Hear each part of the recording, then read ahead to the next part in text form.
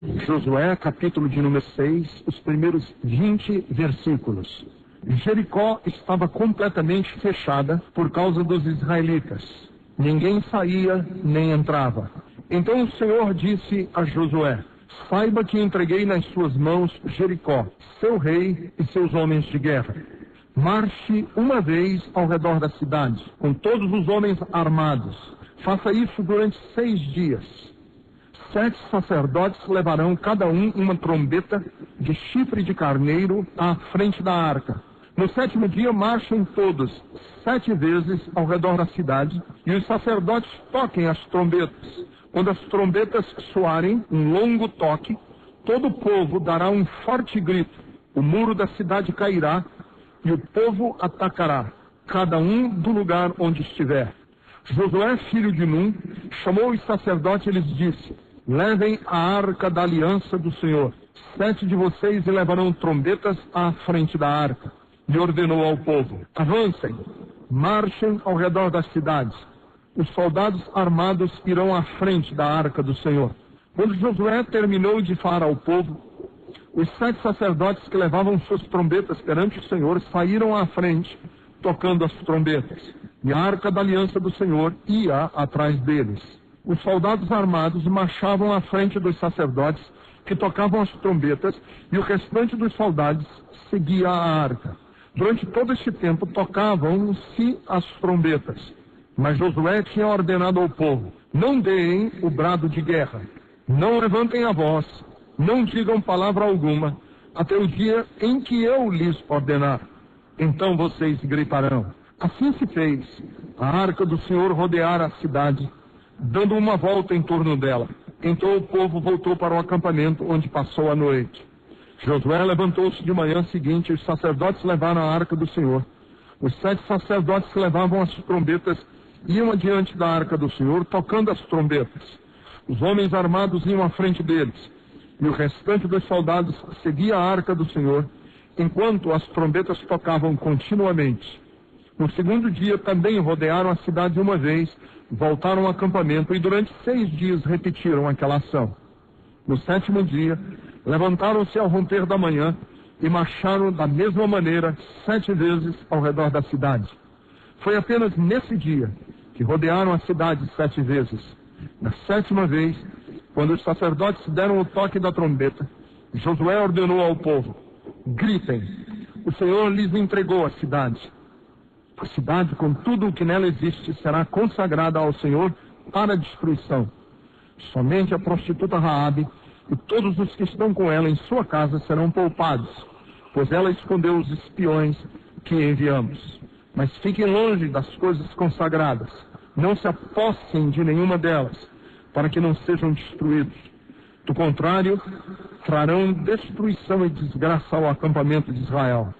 Toda a prata, todo o ouro e todos os utensílios de bronze e de ferro são sagrados e pertencem ao Senhor e deverão ser levados para o seu tesouro. Quando soaram as trombetas, o povo gritou.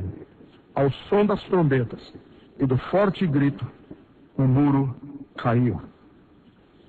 Como que nós podemos alcançar fé?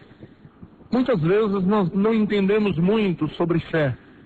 Muitas vezes nós não compreendemos os processos pelos quais o Espírito nos move a acreditar no que Deus quer realizar. O que é fé? Fé, eu poderia hoje definir para vocês como a capacidade que o Espírito Santo de Deus nos dá de confiar na palavra de Deus. Deus falou, eu aceito, isto é fé. Está escrito, eu aceito, isto é fé. O que é fé?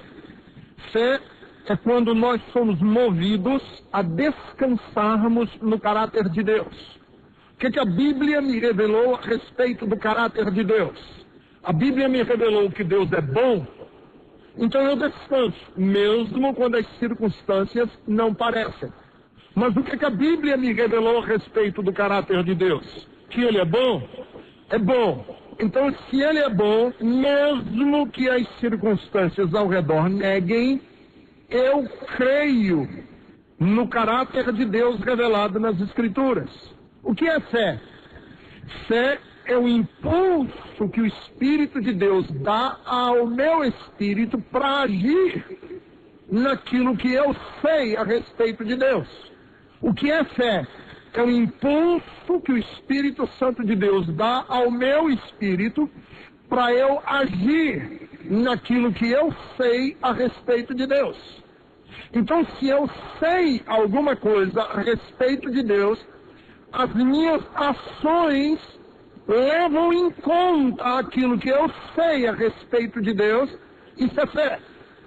Então, fé é quando eu consigo traduzir o que sei em ações. É quando eu ajo, quando eu tomo iniciativa, é quando eu tomo decisões confiando no caráter de Deus e baseando aquilo que eu estou fazendo naquilo que a Bíblia me revela a respeito de Deus. Isto é fé. Então, um dos textos, a Bíblia está repleta de textos que nos falam sobre fé. Aliás, a Bíblia é um manual de fé. A Bíblia é um manual que nos dá condições de entendermos o que significa ter fé. Para isso que a Bíblia foi escrita, para revelar o caráter de Deus a nós e para que nós possamos basear as nossas ações e decisões naquilo que a gente sabe a respeito do caráter de Deus. A Bíblia não é um livro que fala meramente das histórias que aconteceram. A Bíblia não é um livro que apenas relata o que já se passou. A Bíblia é um livro cujo maior objetivo é revelar o caráter de Deus aos homens para que nós possamos agir consoante aquilo que a gente sabe a respeito do caráter de Deus. Isso é o objetivo da Bíblia. Então a Bíblia é um livro cheio de expressões de fé. Pessoas que estão em dificuldades, pessoas que estão atravessando lutas, pessoas que estão debaixo de opressão de inimigos e que, por causa da opressão e por causa das dificuldades e por causa das doenças, como foi que eles se comportaram? Por isso é que a Bíblia tem tantas manifestações de pessoas que verdadeiramente tiveram fé. Foram pessoas que exercitaram fé com muita ousadia, com muita coragem, com muita vontade até. Agora, o capítulo 6 do livro de Josué é um desses relatos. Aqui a fé sendo colocada em prática. Capítulo 6 é a tomada da cidade de Jericó, porque a cidade de Jericó estava incrustada, estava construída na terra de Canaã.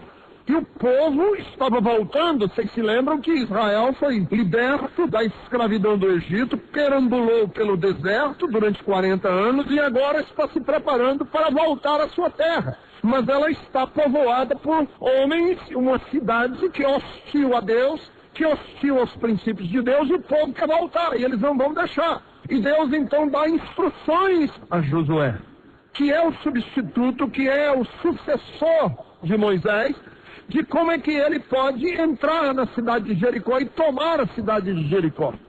Simpáticos aos judeus na cidade de Jericó, havia apenas uma prostituta e a sua família, Raabe e os seus familiares. Ninguém mais era simpático à causa dos judeus voltarem para casa. E Deus então, revelado a Josué, fornece a Josué, dá a Josué condições de Josué entrar na cidade. E Josué vai agir em fé. Josué vai tomar decisões naquilo que ele sabe a respeito de Deus. Então é muito interessante o capítulo 6, porque ele pode nos fornecer algumas pistas. O capítulo 6 de Josué pode nos ajudar a entender como é que nós podemos aumentar a nossa fé. Como é que eu posso exercitar fé? O que é e como é que eu posso ter fé no meu coração? Então, nós vamos caminhar aqui no capítulo 6, porque eu quero falar algumas coisas que o capítulo 6 nos revela a respeito de Deus e a respeito de como é que nós podemos ter fé. Primeiro, Fé não pode se confundir com presunção. Para aquelas pessoas que desejam adquirir mais fé, precisam entender que fé não pode se confundir com presunção. Porque muitas vezes nós fazemos essa confusão na nossa cabeça. A gente presume, a gente acha, a gente prognostica que Deus vai, e porque Deus é, e porque eu acredito que Deus é um achômetro enorme, a gente age e aí nós nos damos muito mal. Josué está numa empreitada para tomar a cidade de Jericó. E ele vai com uma determinação feroz, terrível. Da onde vem a determinação de Josué? Onde ele adquiriu essa determinação de que vai dar certo o projeto? No versículo de número 2. O Senhor disse a Josué: saiba, já entreguei nas suas mãos Jericó, seu rei, seus homens de guerra, a cidade está nas suas mãos. O verbo aqui está em qual tempo? Presente, futuro ou passado? O verbo está no passado, pretérito. Já entreguei, eu entreguei, mas espera um instantinho. As muralhas estão em pé. Josué ainda não entrou. Ainda não aconteceu nada. Vocês se lembram que no começo da minha palavra eu disse qual é a definição de fé? Acontece quando eu ajo, tomo uma decisão baseado numa coisa que eu acreditei a respeito de uma palavra de Deus. Deus falou e eu agora vou agir em cima daquilo que Deus falou. E quando Deus fala para Jericó, ou para Josué a respeito de Jericó, ele não fala, eu vou entregar, vai acontecer. Ele diz, eu já entreguei. Fé acontece no meu coração quando a palavra de Deus para mim é tão certa que já é ato consumado, mesmo que ainda não tenha acontecido. Mesmo que ainda não tenha se realizado, para mim é ato consumado. Por que que é ato consumado? Porque a palavra de Deus é sempre sim, sim e não, não. Na palavra de Deus não existe hesitação. Deus não brinca conosco, aquela brincadeirinha que a gente gostava de brincar quando era criança. Escravos de Jó jogavam tira, põe, deixa, fica. Deus não faz isso, tira, põe, brinca. Deus não brinca. Quando Deus fala, pode apostar que vai acontecer. Por isso Deus chama Josué e disse, eu já entreguei Jericó. O que compete a você fazer agora é ir lá e tomar posse. É ir lá e conquistar, porque já aconteceu. A palavra de Deus não é palavra de menino, a palavra de Deus não é palavra de criança. Deus não hesita, Deus não titubeia, Deus não serpenteia, Deus não anda caxingando entre dois caminhos.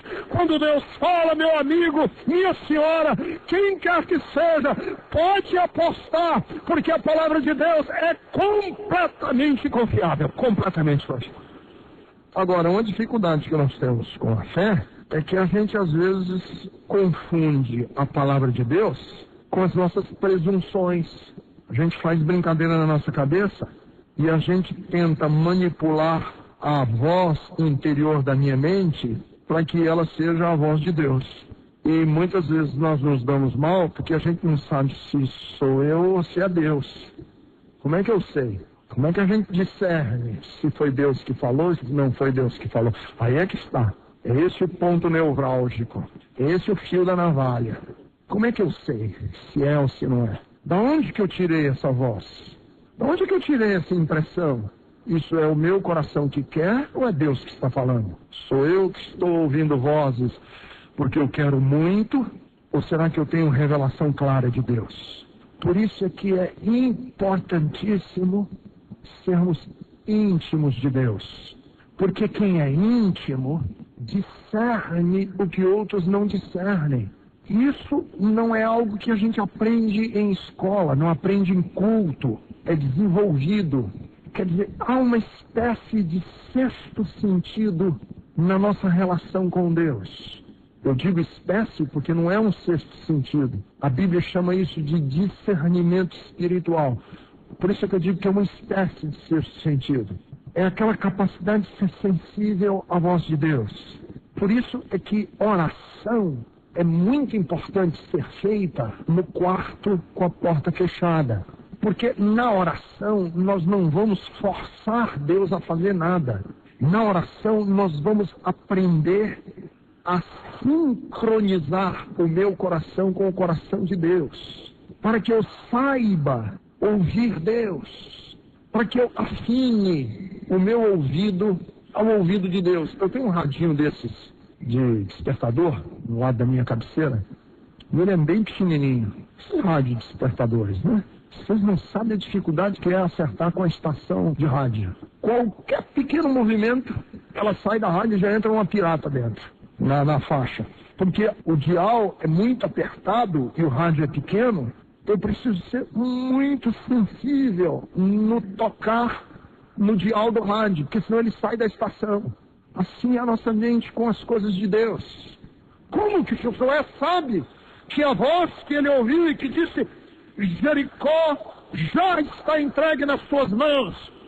Porque ele tinha desenvolvido ao longo de 40 anos uma sensibilidade espiritual que agora é necessária.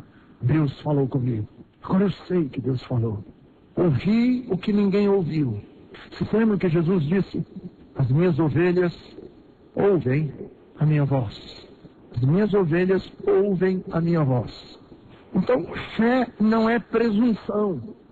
Fé é a minha capacidade de sintonizar numa sintonia finíssima o meu coração à voz de Deus. Por isso é que a Bíblia Sagrada diz: deleita-te no Senhor e Ele concederá os desejos do teu coração. Por que que Ele concede os desejos do meu coração? Porque a cláusula anterior diz: deleita-te no Senhor. E quanto mais deleitado eu estou em Deus, mais os desejos do meu coração são parecidos com os desejos do coração de Deus. Segundo, fé muitas vezes se confunde com obediência.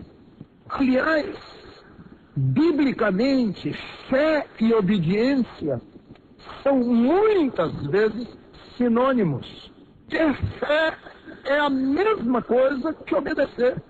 Como é que a gente sabe que fé e obediência são tão parecidos?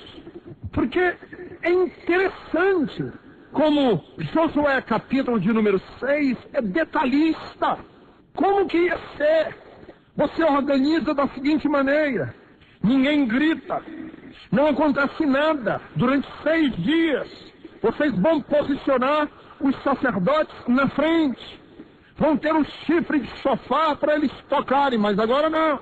Depois vem a arca do concerto, e durante 6 dias vocês vão dar voltas nas cidades. No 7º dia vocês vão dar 7 voltas. Interessante. Josué não podia no 6º dia dizer: pessoal, eu tive uma outra ideia, não vamos fazer desse jeito não, eu estou achando improdutivo. Não podia. Josué não podia pensar assim: Deus falou que a gente fizesse desse jeito, mas eu estava cá comigo mesmo pensando o seguinte: por que a gente não faz de outra maneira? Era importante como lição prática, não só para Josué nessa circunstância, mas para que ficasse o registro de que fé e obediência são sinônimos, que muitas vezes nós não alcançamos, nós não temos condições de dizer que nossa fé está sendo eficaz, porque nós largamos o modelo de Deus e vamos no nosso próprio.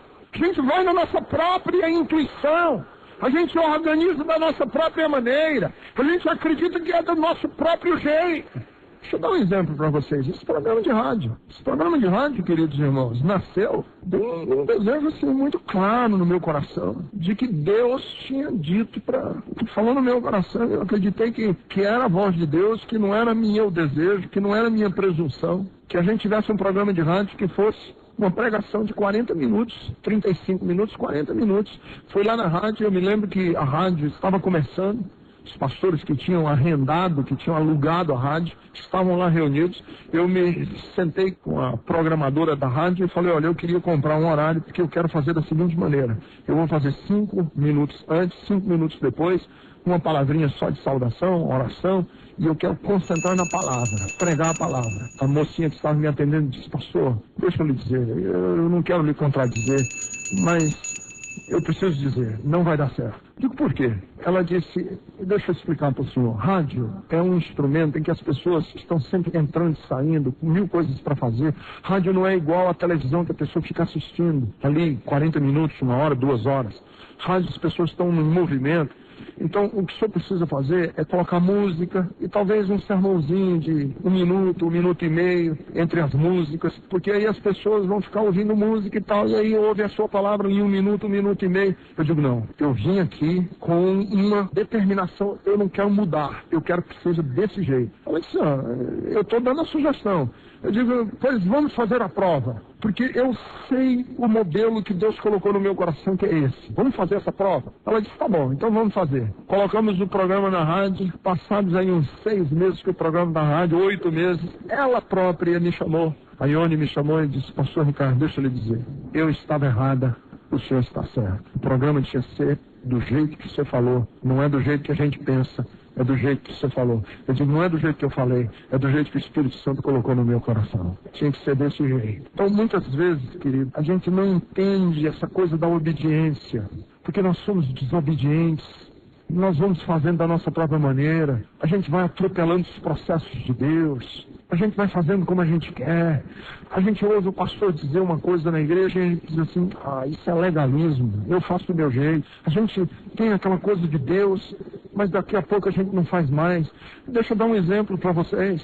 Quantos projetos nós já começamos na igreja que as pessoas começam e deixam para trás? Quantas coisas você já abraçou de Deus e você, por desobediência, indisciplina, você largou de lado, você abandonou, você seguiu outros caminhos, você começou a fazer de outro jeito, você propôs no seu coração, mas não continuou. E aí a gente fica dizendo para nós mesmos assim, por que eu não consigo? Por que minha vida espiritual não vai para frente? Porque Deus disse para Josué, faça da seguinte maneira, obedeça desse jeito. E Josué foi do comecinho até o fim. E quando ele cumpriu exatamente do jeito que Deus tinha falado que ele cumprisse, as muralhas de Jericó caíram. E Deus deu vitória para o povo de Israel.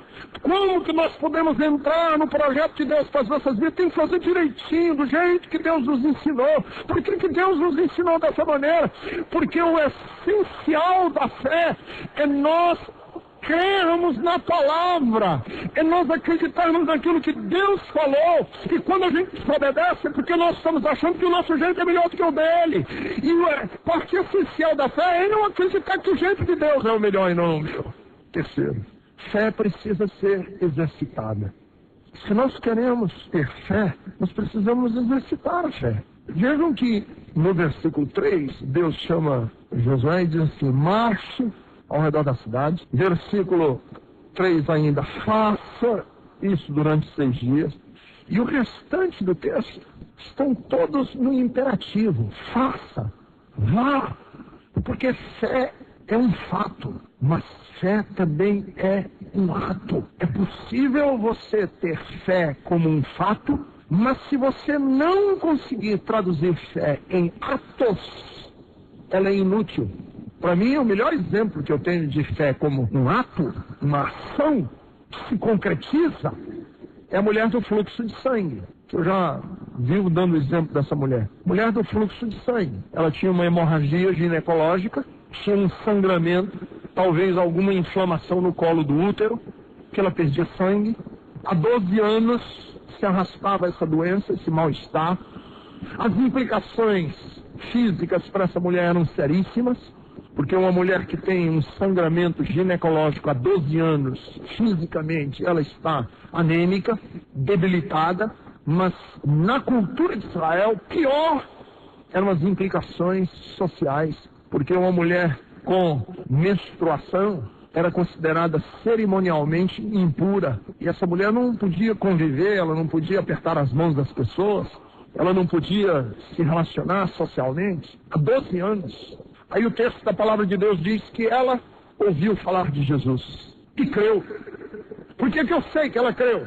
Porque onde ela estava, ao ouvir falar de Jesus, ela disse assim para ela mesma: eu vou até onde ele estiver e vou tocar na orla do vestido dele, na franja do vestido dele, porque na hora em que eu tocar na franja do vestido dele, serei curada de todo o meu mal. Ora, quem faz uma declaração dessas, creu. Mas a minha pergunta é o seguinte: quando ela fez essa declaração, ela estava curada?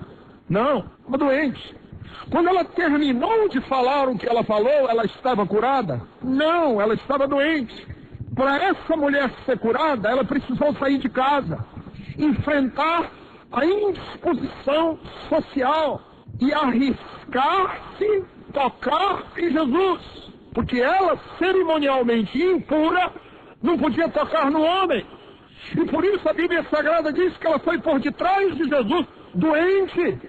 A minha pergunta é: ela estava doente, mas ela cria? Ela estava crendo? Ela tinha fé?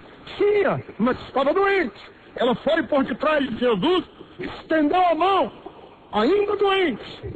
Quando ela tocou em Jesus, a Bíblia Sagrada diz e usa, e eu gosto da expressão bíblica, instantaneamente ela foi curada de todo o seu mal. Instantaneamente. Na hora em que ela tocou, foi só nessa hora que realizou-se o milagre. E houve uma brecha, houve um espaço de tempo entre a hora em que ela creu e na hora em que ela foi curada. E esse espaço de tempo entre a hora em que ela creu e a hora em que ela foi curada é o momento em que ela traduz a fé de um ato em um fato. Imediatamente curada. Que Jesus voltou-se e disse: quem me tocou?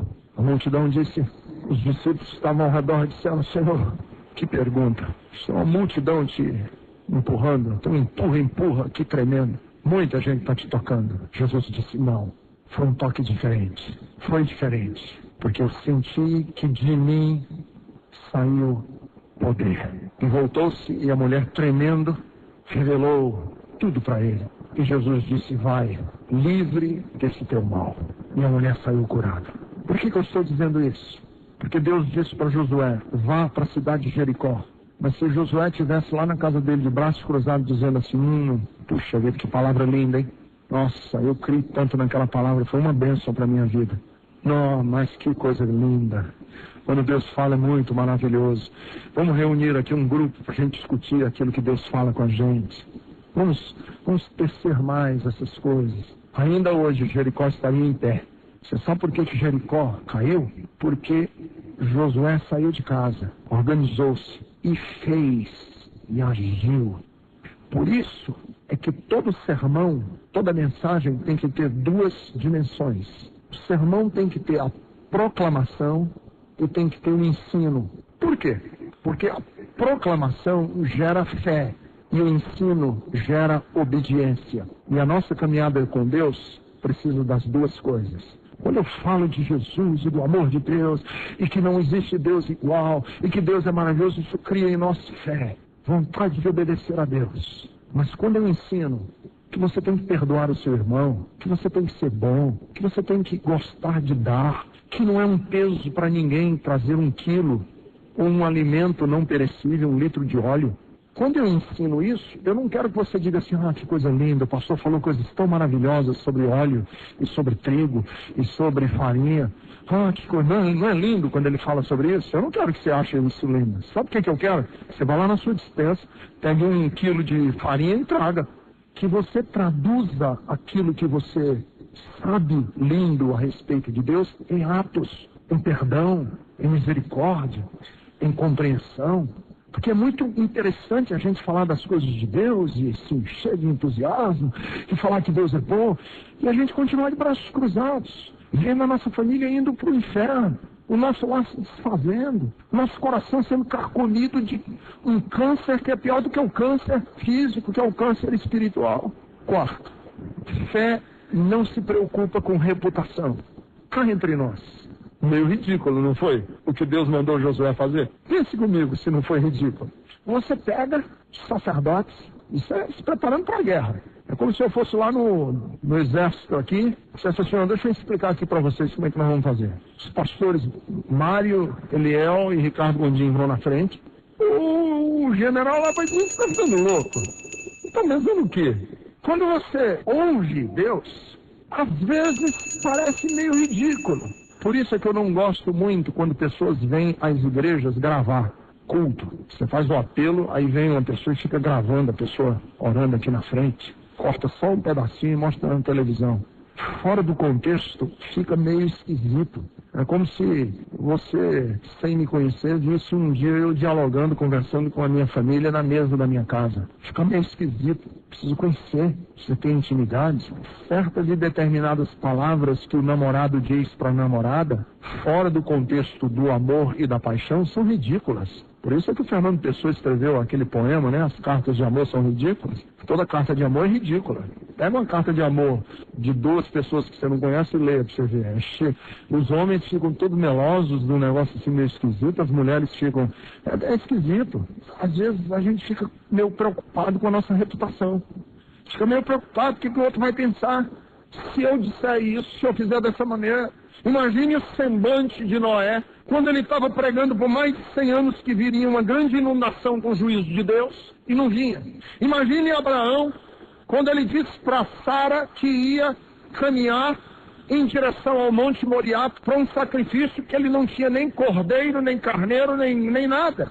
Meio ridículo. Imagine Pedro, quando Jesus vinha caminhando em cima das águas, ele disse, se és tu mesmo, manda descer e andar em cima das águas. Imagine Pedro, como é que ele enfrentou os outros 11 que ficaram dentro do barco, tudo torcendo para ele não dar certo, e não deu certo, que ele afundou. Com que cara ele ficou? Imagine 10 leprosos que Jesus disse para eles, vocês estão curados, agora vão lá no tanque se lavar.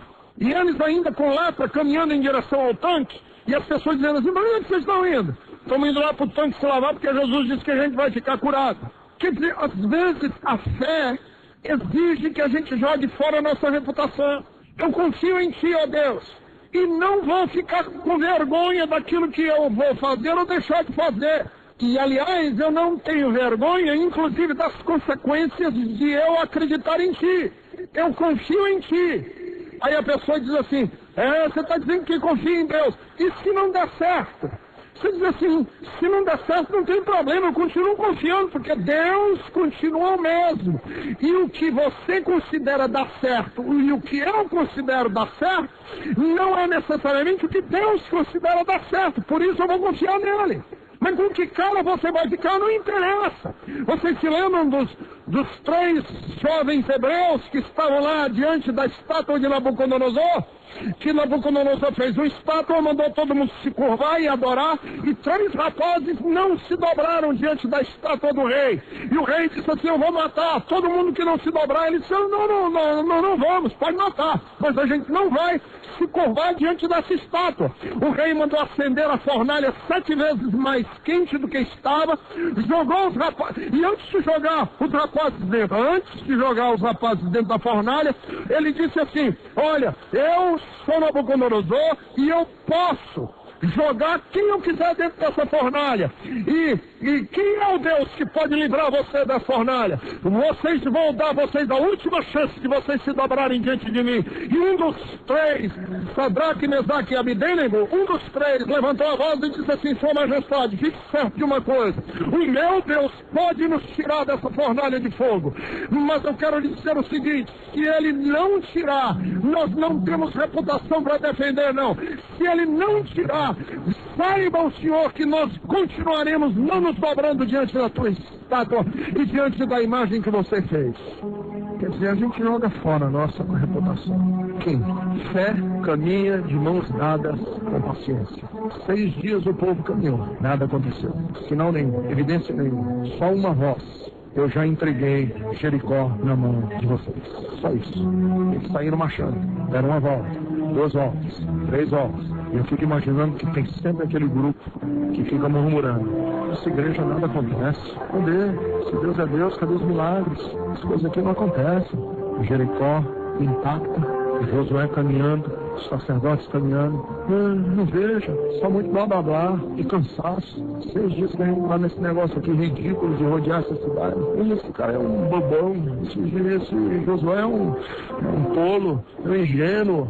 6 vezes rodearam. Na 7ª vez, Josué disse: podem gritar com toda a voz que vocês puderem agora. E quando eles gritaram, quando aconteceu aquele barulho, a Bíblia Sagrada diz que naquela hora que soaram as trombetas misturadas com a voz do povo, as muralhas vieram abaixo.